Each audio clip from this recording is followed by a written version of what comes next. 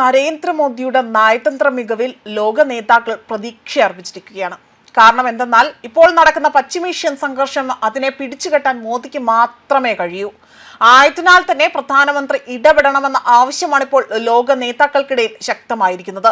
ഭാരതത്തിന്റെ ഓരോ നീക്കങ്ങളും സമാധാനം പുലരാനുള്ള വഴി തുറക്കുന്നതിലേക്ക് ഉറ്റുനോക്കുകയാണ്. യുദ്ധം കാരണം ക്രൂഡ് ഓയിലിന്റെ വില പോലും ബാരലിന് $100 മുകളിലേക്ക് പോയതായും വില $200 ഇറാന്റെ ഭീഷണിയും ആഗോള സമ്പദ് വ്യവസ്ഥയെ തന്നെ തകർക്കാൻ ശേഷിയുള്ളതാണ്.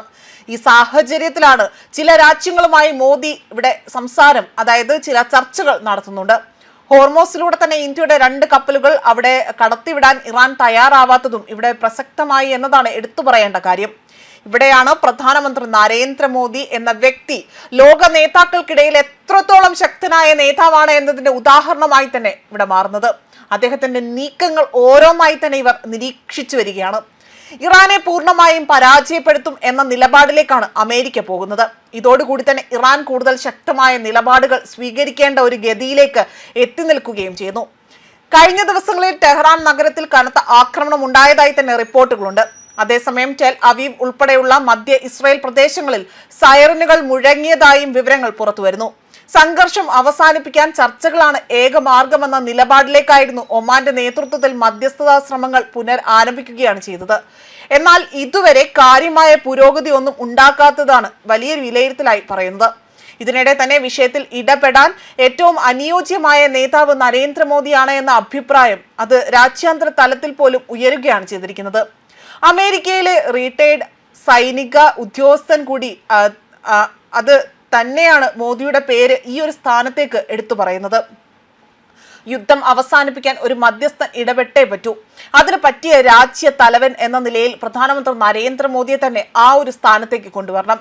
ടക്കർ കാൾസണുമായുള്ള ആ ഒരു പോഡ്കാസ്റ്റിലൂടെ തന്നെ കേണൽ ഈ ഒരു അഭിപ്രായം എടുത്തു പറയുകയാണ് ചെയ്തിരിക്കുന്നത്.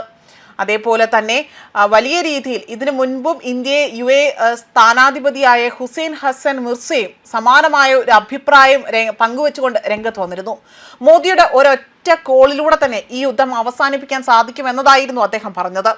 ഇസ്രായേൽ ഇറാൻ നേതൃത്വവുമായി മികച്ച സൗഹൃദം കാത്തുസൂക്ഷിക്കുന്ന വ്യക്തി മോദിയാണ് എന്നതായിരുന്നു അദ്ദേഹം അഭിപ്രായപ്പെട്ടത്.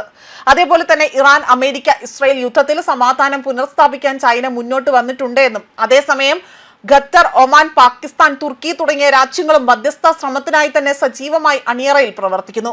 എങ്കിൽ പോലും ഈ രാജ്യങ്ങൾക്കെല്ലാം തന്നെ ഈ രാജ്യങ്ങളെക്കാളെല്ലാം ഉപരി ഇന്ത്യൻ പ്രധാനമന്ത്രി നരേന്ദ്രമോദി തന്നെ ഈ വിഷയത്തിൽ ഇടപെട്ടുകൊണ്ട് ഇരു രാജ്യങ്ങളുമായി തന്നെ സംസാരിക്കണം എന്നതാണ് ഇവിടെ ഉയരുന്ന ഒരു ആവശ്യമായി പറയുന്നത്.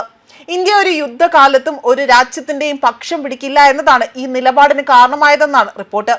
ഇന്ത്യയുടെ വിദേശ നയവും ആഗോളതലത്തിൽ പ്രധാനമന്ത്രി നരേന്ദ്രമോദിയുമായുള്ള സ്വാധീനവുമാണ് ഈ അഭിപ്രായങ്ങൾക്ക് പിന്നിൽ. അതേപോലെ തന്നെ സ്വാതന്ത്ര്യാനന്തരം ഒരു യുദ്ധസമയത്തും ഏതെങ്കിലും ഒരു രാജ്യത്തെയോ അല്ലെങ്കിൽ സഖ്യത്തെയോ പരസ്യമായി പിന്തുണയ്ക്കുന്ന രീതി ഇന്ത്യ ഇതുവരെ പോലും സ്വീകരിച്ചിട്ടില്ല. ഇസ്രായേൽ പാലസ്തീൻ വിഷയത്തിൽ പോലും രാജ്യാന്തര തലത്തിൽ അംഗീകരിക്കപ്പെട്ട ദ്വിരാഷ്ട്ര പരിഹാരം എന്ന നിലപാടിൽ തന്നെ ഇന്നും ഇന്ത്യ ഉറച്ചു നിൽക്കുകയാണ്. ഈ നിലപാടുകളൊക്കെയാണ് മോദിയെ പ്രിയങ്കരനാക്കിയിരിക്കുന്നതെന്ന വിലയിരുത്തലാണ് ഈ പോഡ്കാസ്റ്റിലൂടെ തന്നെ അദ്ദേഹം പങ്കുവച്ചിരിക്കുന്നത്. ന്യൂസ് ഡെസ്ക് കർമ്മ ന്യൂസ്.